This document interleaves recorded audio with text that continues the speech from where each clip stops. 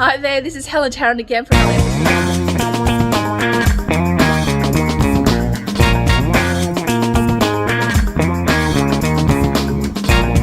with our whole team.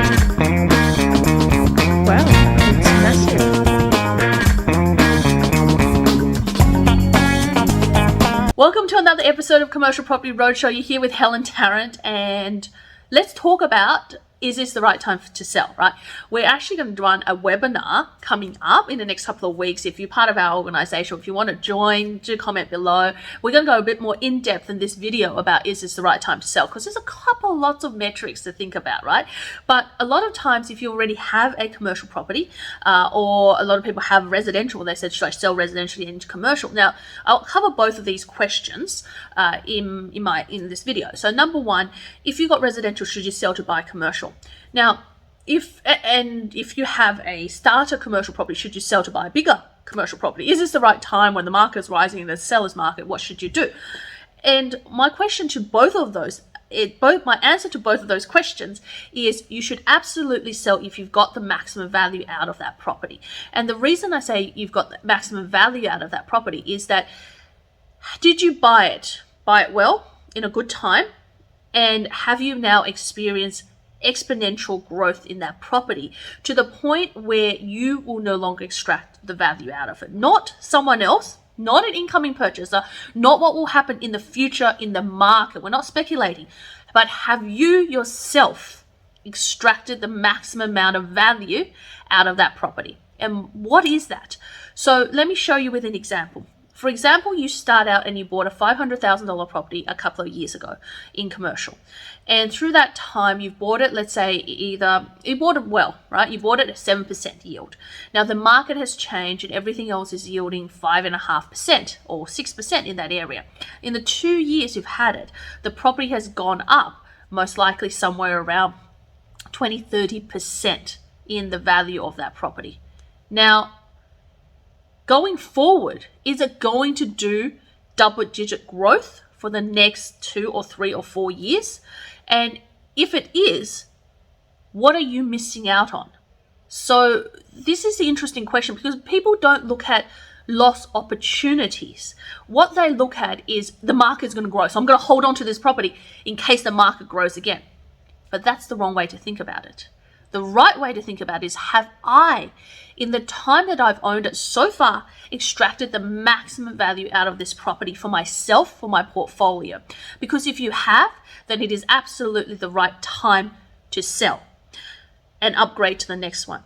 And the reason for that is, if you held on to it, it's a diminishing return. So next year you would have got maybe 5% more, and the following year you might have got 10% more, but you're never going to have the spurt of the 20 to 40%.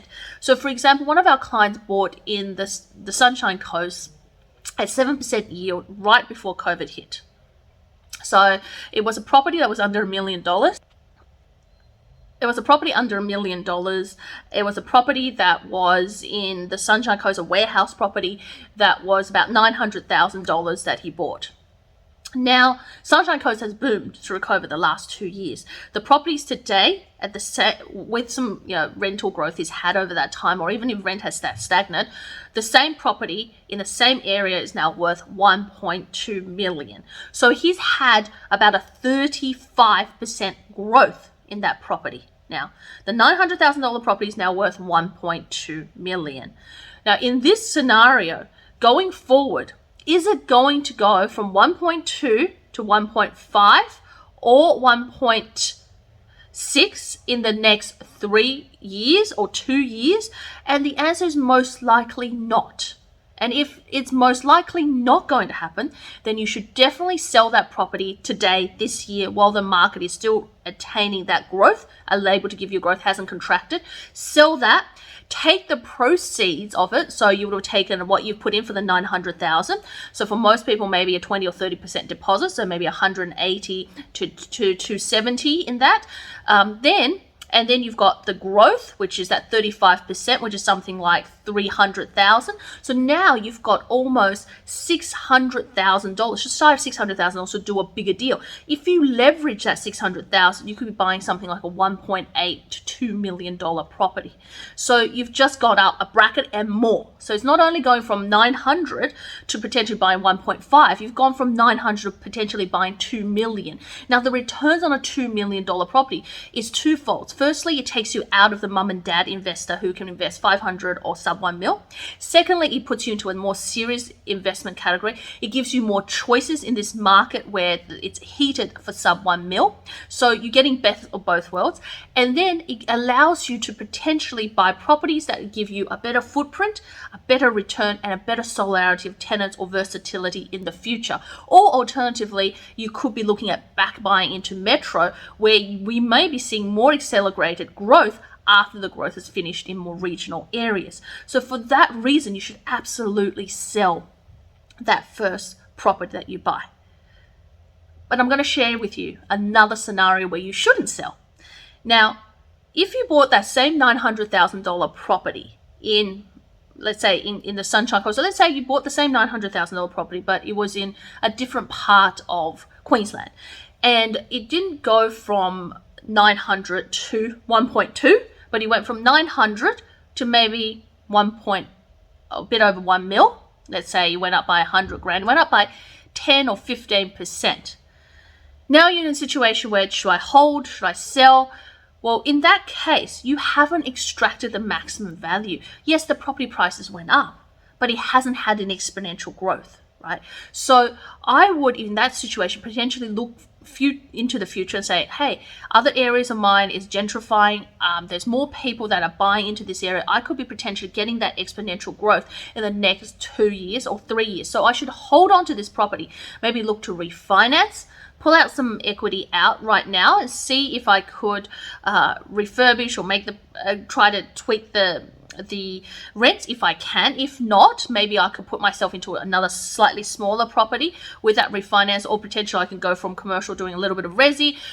Or I could invest into a group deal or a development. So I'm not, letting my equity just sitting there, but waiting another 2 or 3 years to see if you get that exponential surge, and then look to sell that property, so that that 1 mil and 50 or 1 mil and 1.1 could become 1.4 at the end of a 4-year or 5-year hold, at which point you should sell that, right? So it's all about your individual journey and what you are extracting out of it.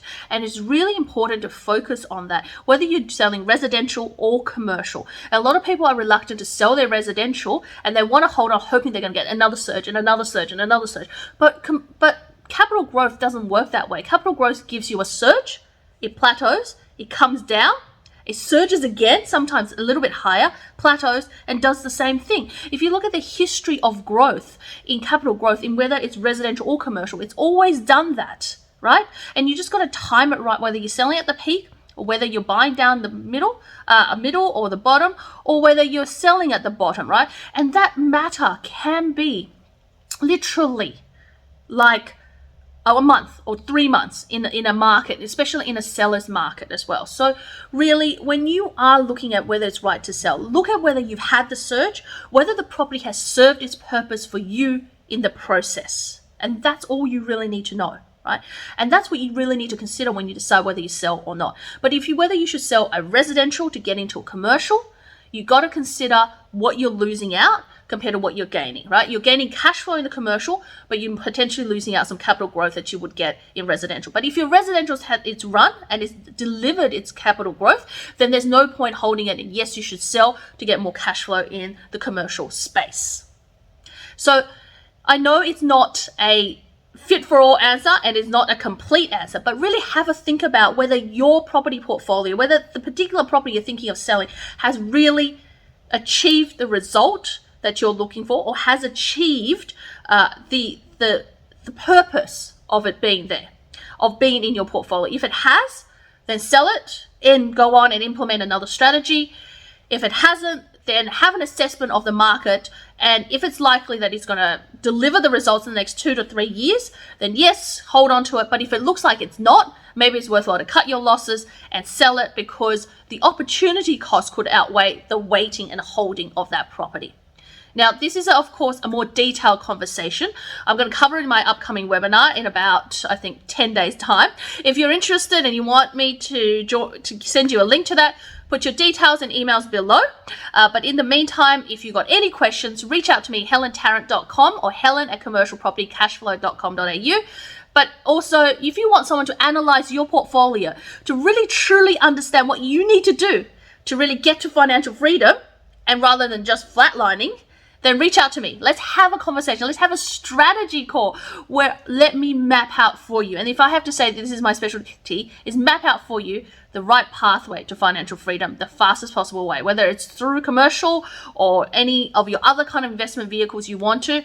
We can compare it and work out what is the best way forward. So until then, hit the bell, subscribe, and I'll see you in the next video. Bye for now.